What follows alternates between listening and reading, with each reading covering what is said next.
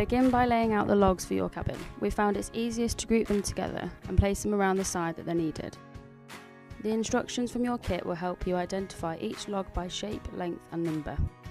Arrange the base bearers horizontally with even spacing and place the foundation logs on top, ensuring that the interlocking corners are fully supported on all sides. You can now begin to build up the walls of the cabin. Use the rubber mallet to firmly tap each log into place, knocking in both ends of the log to ensure a tight fit. Alternate between the front, back and sides to build up the cabin walls in even layers. You'll find that they actually go up pretty quickly once you get going.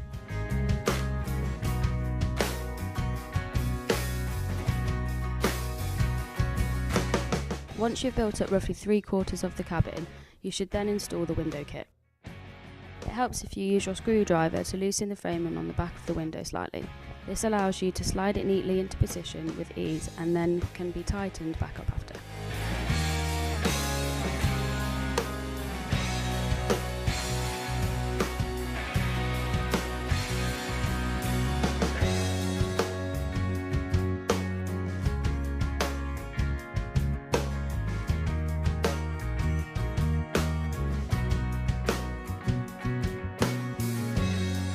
Continue to build up the logs into at the top of the window. You now want to install the door framing.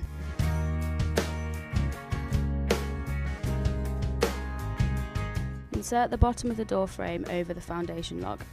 You then need to angle the side framing and tap the end with the mallet, knocking it into place and slotting it against the logs at the side.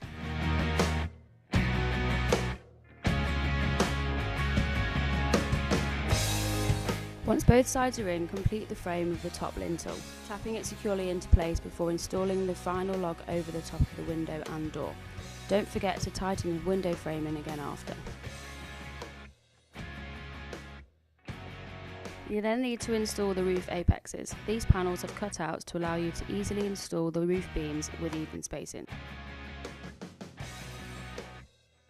Use the mallet to tap the left and right beams into place before installing the central apex panels and beam.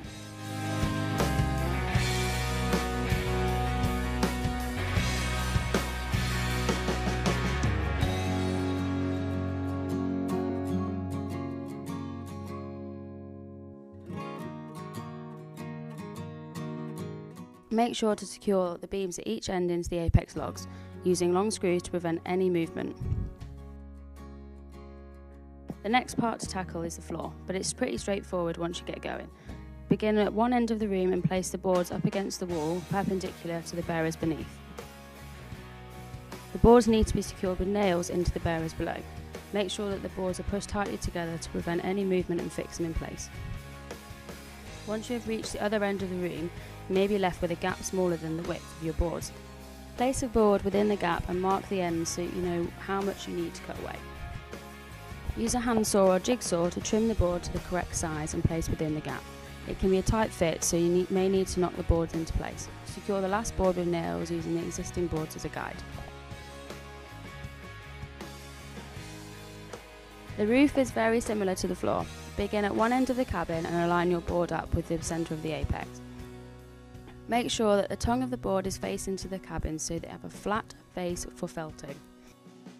Secure the board with nails into the roof beams and side logs.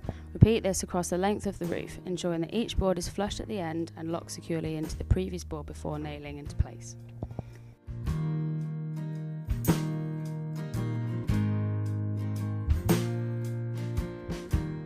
When you reach the end of the roof, you will be left with a gap, requiring you to cut down a board to fit in the same manner as the floor. Mark out the required size and cut away the excess using a handsaw or electric jigsaw.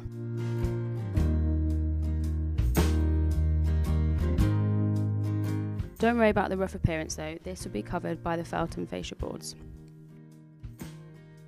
Repeat this for the other side of the roof, ensuring that the boards are flush at the end and nailed at the top, middle and bottom.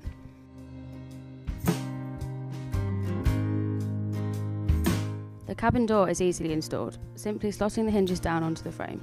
These can be adjusted with an Allen key if it's not quite sitting correctly. To install the lock, insert the tumbler into the opening and fix in place using a large screw into the front plate. This will then allow you to affix the front and rear faceplates to the lock before installing the handles.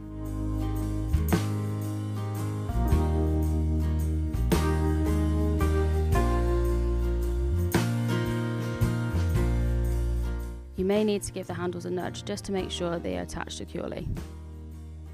The inside handle is secured and tightened using a small Allen key to prevent any movement. The floor trims are very straightforward, placing the wider edge flush to the floor and going around the inside of the room, nailing in place in the middle and at both ends. You may need to cut down several pieces to get a snug fit, but will leave the floor of your cabin with a professional finish. When installing the storm bracing, you need to affix them to the top of the log board and run them down both sides of the cabin. Begin by lining up the bracing and drilling through the cabin wall to insert the bolt. Hand tighten the nut whilst you align the bottom of the bracing. Use a spirit level to make sure it's level. Once the bracing is secure, tighten both bolts with a wrench. Repeat this for all 4 bracing strips. You will then need to install the roof strips on either side of the cabin. Screw these to the underside of the roof board, ensuring that the edge is flush. This will give you a larger surface to felt and attach fascia boards later. When felting the roof, there are 2 ways you can do this, either measuring the length of the roof with a tape measure and then cutting the felt accordingly, or placing the felt on the roof itself and rolling it out to the correct length. If you are doing it this way, tack down the end of the felt before rolling it out to prevent any movement. Try not to pull on the felt too much as it may tear.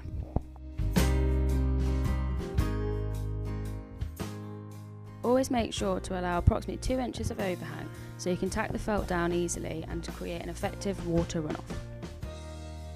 Tack your first sheet down at approximately 6-inch intervals to ensure it is securely held to the roof, and repeat this for the second strip, allowing the felt to overlap by at least 3 to 4 inches. For this cabin you will need 5 lengths of felt, 2 each side and 1 central capping strip. Once the felt is secure, cut down the centre of the apex strip. This will allow you to fold it down for the front and the rear fascia boards without creasing the felt. Use the fascia board to apply pressure to the felt and slide it down over the side, preventing wrinkles. Always remember to pre-drill your fascia boards and finials before screwing them to the cabin, as this will prevent the wood from splitting. Screw the fascia onto the ends of the roof beams on the centre and ends of the boards. Repeat this for both the front and the back of the cabin. Don't worry if you have felt peeking out from under the fascias. This can easily be cut away with a knife. Once the excess felt has been removed, you can now attach the finials to cover the fascia joint at the front and rear apex.